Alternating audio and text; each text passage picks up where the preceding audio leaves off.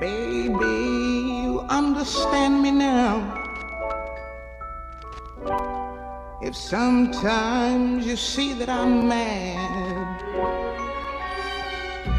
don't you know no one alive can always be an angel? When everything goes wrong, you see 6 years old. 7 or 8 years old. 8 years old. 17 years old. a soul whose intentions are good.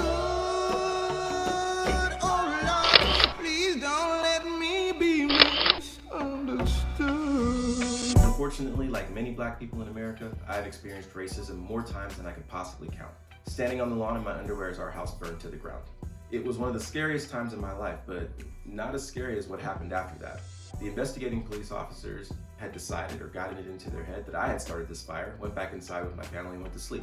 About a week later, they picked up myself and my mom from our temporary housing, took us down to the police station, locked my mother outside of the room, and interrogated an 8-year-old boy for 6 hours straight, eventually coercing a confession out of me, like so many people have been coerced confessions in the history of this nation. Those cops had decided that I was guilty the moment they picked me up. We were the only Black family on the block. We were victimized. And I could overhear a conversation in the living room between her dad, her mom, and her older sister who was in high school at the time.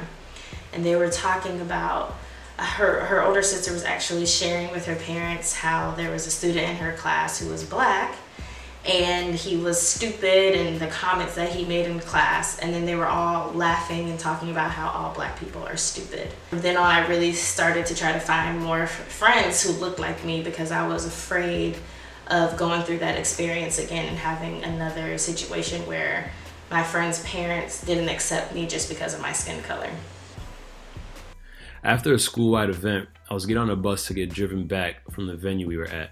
It was a packed bus, as it was the last one, and unfortunately, someone had gotten sick on the floor in the middle of the bus, so the front was especially packed. As people packed in, there was some squeezing going on, a little pushing, a little shoving, and I found myself bunched in a seat. In the seat already was a couple, and for some reason the boyfriend took exception to this, and a verbal altercation ensued. At first, this was not a big deal. Verbal altercations happen every day, but I felt singled out for no clear reason because the situation was apparent with what was going on in terms of people squeezing onto this last bus. And I didn't do anything above and beyond anyone else to deserve this directed attack. But because I felt attacked, I engaged this person in a shouting match, in which resulted in him telling me I should just get off the bus and that I was only here because I was a diversity admin. Now obviously this was a sophisticated way of calling me the N-word. To this day, months later, I've been patient in trying to work with my institution to hold the student accountable. But of course that hasn't happened yet, and I'm starting to lose hope that it ever will. But I tell this story to let people know that racist people exist everywhere in society and will rear their heads at moments you least expect. I was pushing Lyles in the swing like I did on occasion when he was able to come out to recess. Lyles was disabled. He jumps out and starts running in a circle. He does that tangent quite often when he's out there. I hear, "Watch it, Nidger!" And so I turn around and I see this kid yelling at Lyles. And so I pace back over there and I'm like, "What are you doing to him?" And he's like, "He ran into me." And I look over at Lyles and he's holding his arm and looks so sad. And I have this visceral reaction. I grab the kid's arm and I'm like, "Did you hit him?" And he grabs my hair and we're literally standing there in this death grip. So we're walking back into class and my teacher, who I'm sure heard what happened but didn't necessarily know the details, looked at myself and the kid. She said, "You deserve to be in jail. How dare you do that to him? You belong in jail." And I just feel so defeated, and I just couldn't believe that she villainized me in front of my entire classroom like that after I felt like I was exemplifying what at that point I knew about right and wrong. For her to then tell me that I was behaving in a manner that deserved jail time or being in jail at 9 years old, I couldn't fathom. I just didn't understand. But today, I'm going to tell you about the time when I had a gun pointed to my head by a police officer. And when I got to my car, I saw flashing lights. When I turned around, I saw a police officer getting out his car, instructing me to put my hands in the air, and I complied. He proceeded to ask me questions like, "What are you doing here? Why are you out at this time of night?"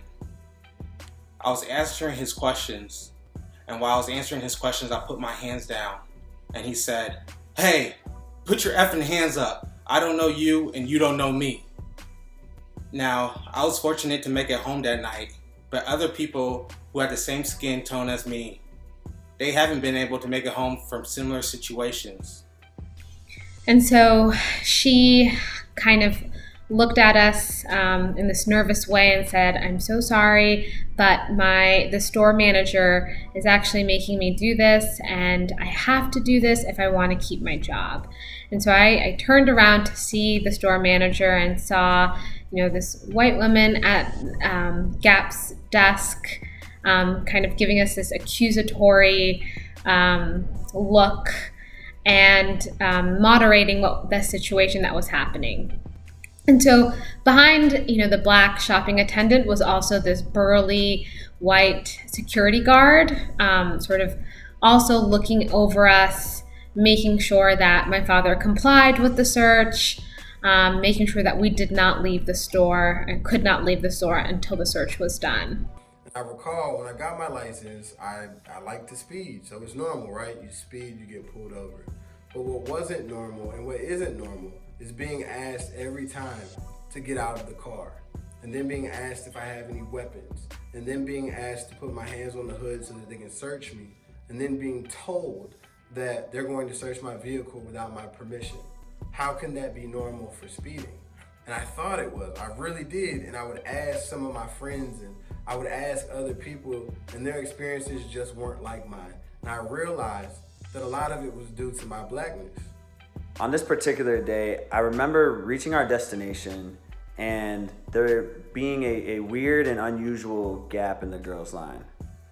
At the same time that I noticed this, I overheard other students saying, "Don't get too close to her, and she's ugly because of her brown skin." You see, they were talking about another classmate of ours, Dominique, who also just so happened to be the only other black student in our entire grade. They were saying these things that she was ugly and not to get too close to her in fear that they might catch something because of her blackness. And it's just as simple as that. The main takeaway that I got from that experience was that I never again will allow one of my brothers or sisters get torn down in that manner as I just stand by and watch.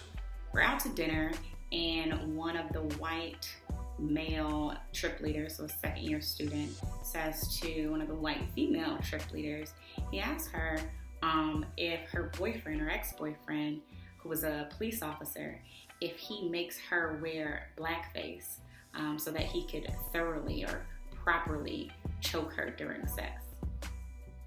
There was nothing that was going to help me to enjoy the rest of that trip after he said that.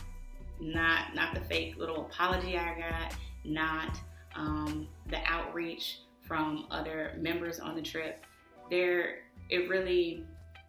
How can you go and have fun in a group environment when you are traveling with someone who is very clearly racist, someone who at the very least is very, very comfortable saying extremely racist and just disgusting remarks. She shares with the tour guide, who's a white woman, shares with her that, we're descendants of General Beauregard through this particular family member, and we're actually a descendant of one of the slaves that his family owned. So when the tour guide heard this, she just, had this look of disgust at the thought of that, and at us, that the great general, would have relations with one of his slaves. Just the idea of that just really didn't sit right with her, and the way that she looked at us showed that she had this sort of hatred towards us, towards me, and towards my family. My very first experience with racism actually happened before I can remember. I was about 2 years old, and my mom and dad were living and working in a small college town, and my mom had taken me to a college football game. While at the game, a woman called me a little N-word, And I don't know what possessed an adult woman to call a toddler a racial slur, but my mom confronted her and handled the situation. But she took it a step further and penned an open statement to the university's community in the newspaper, just discussing her experiences with racism and prejudice, but also the fact that she couldn't even protect her 2-year-old child from experiencing racism in the community. I lost my innocence to racism when I was 10 years old. At the end of the game, something strange happened that I had never seen before. The team that had lost, the opposing team refused to shake my little brother's team's hands, with the coach yelling that there was someone on his team that wasn't from the neighborhood. That coach then uttered the words, F you, N-word.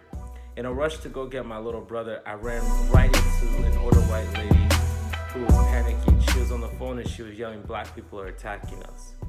Black lives matter, and they always have, and they always need to continue to. So I ask you, Has your whiteness Has your whiteness Has your whiteness Ever been used against you? As a weapon?